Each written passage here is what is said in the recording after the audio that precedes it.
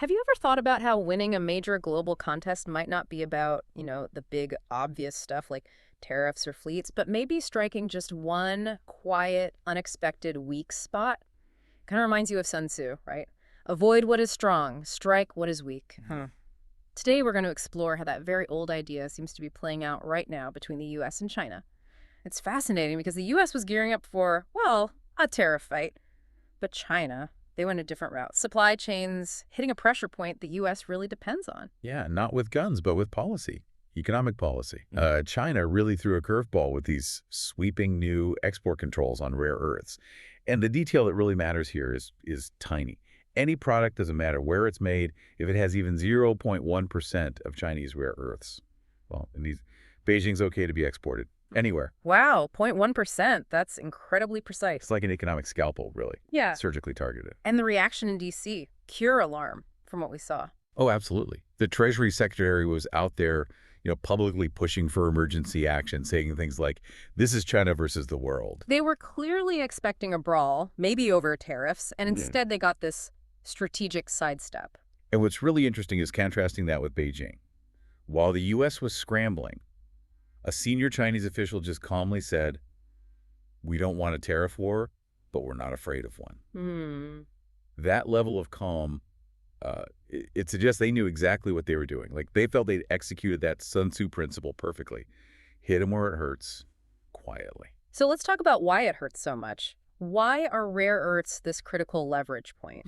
Well, they're not just another commodity. They're basically the bedrock of modern tech. I mean, we're talking the essential stuff for high-power magnets in electric vehicle motors. Okay. The chips inside every single smartphone, those advanced sensors and missiles, the guidance systems in, say, an F-35 fighter jet, it's everywhere. And China's grip on this, how tight is it really? Can you give us those numbers again? They're pretty staggering. They really are. The control it's vertical. It's almost total.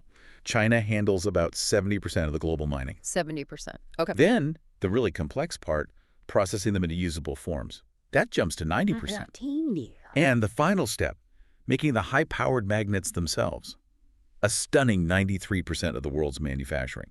So you basically can't build a modern military or a large-scale green economy today without, going through China at some point. It really puts things in perspective. I even remember former President Trump, who really started the whole tariff push, eventually admitting his own policy, those 100% tariffs, just wasn't sustainable for the U.S. long term. Exactly. That's almost a direct admission that the strategic upper hand wasn't where he thought it was. And what this move really highlights is maybe a lack of foresight in Washington. We saw one assessment that was pretty blunt, saying the U.S. has no China policy, no strategy, and no clue about this kind of economic statecraft. I mean, these export controls, they're kind of a mirror image of sanctions Washington itself uses. Only this time, the U.S. is the one getting cut off from something fundamental. Okay, but no strategy and no clue.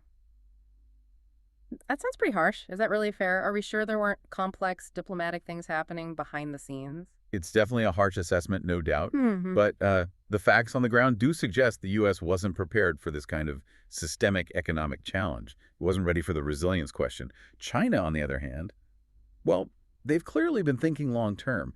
This isn't just reacting to U.S. tariffs. They've been actively working to shift their own dependencies away from the U.S. Exactly. That whole push for self-reliance, we see them pouring hundreds of billions into building their own semiconductor industry instead of just buying from Nvidia or Intel. And it's not just the high-tech stuff either. They've been systematically diversifying where they get basic things. Soybeans from Argentina and Brazil, not just the U.S., oil from Canada, reducing reliance on American markets. Right. They're basically trying to insulate themselves from U.S. pressure points while at the same time deepening America's reliance on them. It's quite the strategic play. And the impact wasn't theoretical, was it? When that rare earth supply was first interrupted, what happened? Oh, the impact was immediate and devastating. Within just 1 week, American factories making absolutely critical things, F-35 fighters, Patriot missile systems, even the Ford F-150 pickup truck, they ground to a halt. Just thinking about that, state-of-the-art stealth fighters and the best-selling truck in America stopped dead by the same magnet shortage. It's almost darkly funny. It really highlights the choke point, doesn't it? Yeah. Defense contractors and car companies suddenly sharing the exact same critical weakness. And Ford's CEO, Jim Farley, he confirmed it publicly, didn't he? He did. He said, we shut down plants for 3 weeks because we cannot get high-powered magnets. Just like that. 3 weeks. Wow. And this vulnerability, this strategic misstep, it bleeds right into probably the biggest competition happening now, the race for AI dominance. Absolutely. You look at the recent testimony from Nvidia CEO Jensen Huang, Mhm. it really lays bare some maybe unintended consequences of U.S. export bans aimed at China. The numbers there were shocking. Nvidia, the world leader in AI chips, what happened to their market share in China because of the bans? It plummeted. They went from having something like 95% market share 95%. down to basically zero in China, which is, only the world's second largest computer market. And they're now forecasting zero sales there for 2025. Zero. That's a massive hit. Huge. And Huang's point, his conclusion, was pretty damning for the policy. He argued that banning these exports isn't really slowing China down long term. If anything, it's just accelerating their drive for domestic innovation for self-reliance. So the policy might actually be counterproductive in that sense. That was his argument. He pointed out, look, China has half the world's AI researchers. It's 30% of the global tech market. You can't just wall off American tech and expect to lead globally. His warning was pretty stark, wasn't it? Something about forfeiting the rest of the world. Yeah, he said the U.S. is essentially forfeiting and conceding the rest of the world to everybody else. His take was clear. If America wants to win in AI, its tech needs to be the engine powering the whole world, and that includes China. Otherwise, you're just handing the future to others. A sobering thought. It is. And if you zoom out again, this all fits into a bigger picture. China's strategy over the past decade, that whole Made in China 2025 plan, Right, I remember that. it explicitly targeted dominance in specific frontier industries: robotics, batteries, rare earths, AI. The goal seemed to be creating an economic deterrent, something almost as powerful as a military one. By making the world depend on them for the next generation of technology. Precisely. And this is why breaking that grip isn't just a matter of finding a new mine somewhere. Their advantage is systemic. It's not just about digging stuff out of the ground. What do you mean by systemic? Well, it's an entire industrial ecosystem built over like 40 years. Think subsidized energy, a specialized workforce, maybe looser environmental rules historically, and complete vertical integration from mine to magnet. It's all connected. Okay, let's put some numbers on that difficulty. You mentioned gallium before, vital for semiconductors, military radar. Right. Gallium. China controls, get this, 98% of global production. 98%, okay. Now imagine trying to replicate even a part of that capacity somewhere else. Estimates suggest it would take something like $140 billion in investment. Billion, with a B. With a B, and require building maybe 6 new nuclear reactors just to meet the energy demands. 6 nuclear reactors, just for gallium production? That sounds almost unbelievable. Is that figure realistic or more of a warning shot? It's calculated based on the immense energy required for processing and the legacy environmental costs China hasn't had to fully bear internally. The point is the sheer scale. It's not just money. It's infrastructure, energy, decades of planning. And that's just one element. Exactly. That $140 billion, those reactors, that's for one element out of 21 that China now has export controls over. To really challenge this dominance across the board, you're talking about needing something like a whole new industrial revolution in the West. Which shifts the focus a bit, doesn't it? If challenging this externally is so hard, we have to look at vulnerabilities closer to home, like the U.S. national debt. Yeah, that's a critical piece of this puzzle. The debt's now over $37 trillion. That's what? More than $110,000 for every single person in the U.S.? A staggering number. And here's the truly frightening part from a national security perspective. Yeah. The U.S. government is now spending more just paying interest on that debt than it spends on its entire defense budget. More on interest than defense. More on interest than defense. When your finances are that stretched, it creates critical vulnerabilities. Every dollar spent, especially on defense, has to be incredibly efficient. Which brings us back to technology, right?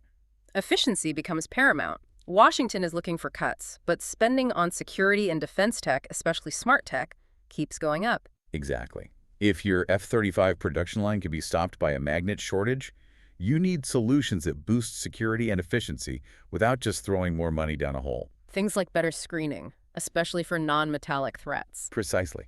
Detecting things like plastic explosive, 3D printed weapons, that's crucial now.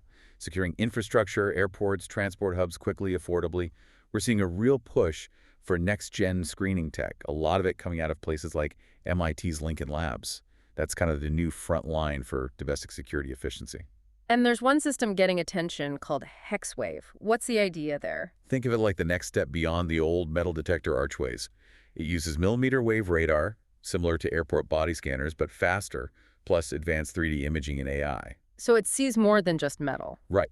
It's designed to detect both metallic threats, guns, knives, and non-metallic ones like plastic explosives or those 3D printed firearms we mentioned.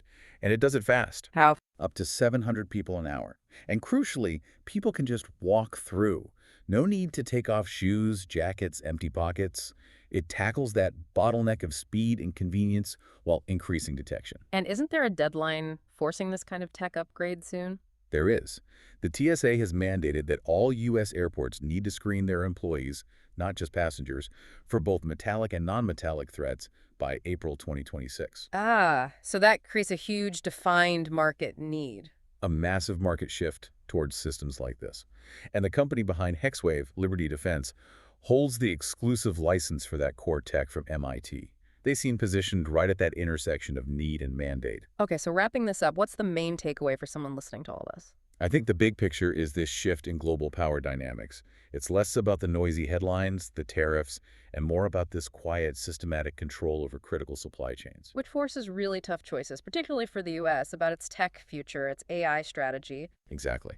And at the same time, it shines a harsh light on those domestic financial vulnerabilities, like the debt, pushing the need for smarter, more efficient defense and security spending. It really connects the global strategy to the domestic budget pressures. It does. And maybe a final thought for you listening to consider. If one country can potentially halt another's production of advanced fighter jets and electric cars almost overnight, just by controlling a key material, well, is economic leverage becoming the most powerful weapon in geopolitics today? And maybe think about what comes next. Beyond rare earths, what other industries, what other materials might represent the next strategic choke point the U.S. needs to worry about?